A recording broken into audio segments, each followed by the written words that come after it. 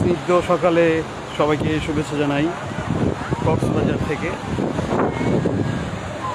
আমার প্রিয় একটি স্থান কক্সবাজার। আমি প্রতি বছরই আসার চেষ্টা করি, এক বা একাধিকবার আসার চেষ্টা করি কক্সবাজারে।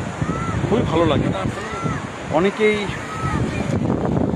বাইরের দেশে ঘুরতে যায়, কিন্তু আমার আসলে বাইরের দেশে ঘোরার চেয়ে আমি মনে করি আমার নিজের দেশের যে চমৎকার স্থানগুলো আছে সেইগুলোতে যদি আমরা ঘোরাফেরা করি তাহলে আমাদের দেশ মাটি মানুষকে চেনা হবে। কারণ আমরা এক একটা অঞ্চলের মানুষ এক এক রকম। সেই হিসেবে দেখা যায় যে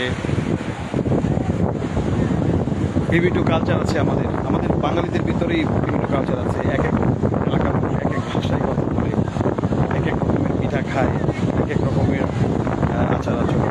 তো আমার মনে হয় সবার আগে নিজের পুরো দেশটাকে যদি দেখা যায় ভ্রমণ করে, তাহলে আমি মনে করি যে পৃথিবীর অন্যান্য দেশ ঘোরার চেয়ে নিজের দেশটা ঘোরাটাই আসলে বেটার। আর কক্সবাজারে আমাকে খুব বেশি টানি এর সবচেয়ে বড় কারণ হচ্ছে সাগরের যে বিশালতা আছে, বিশাল আকাশ, এগুলোর কোনো সীমানা নাই। সো আপনার মনকে যদি আপনি বড় করতে চান, আপনি জীবনে যদি আমি ওই রকম সফল কিনা জানি না, কিন্তু তারপরও আমি বলছি যে জীবনে সফল হতে চাইলে সাগর পাড়ে আসতে হবে। কেন? সাগরের বিশালতা দেখার পরে আর এই সাগরের বিশাল বিশাল ঢেউ দেখার পরে আপনার মনটা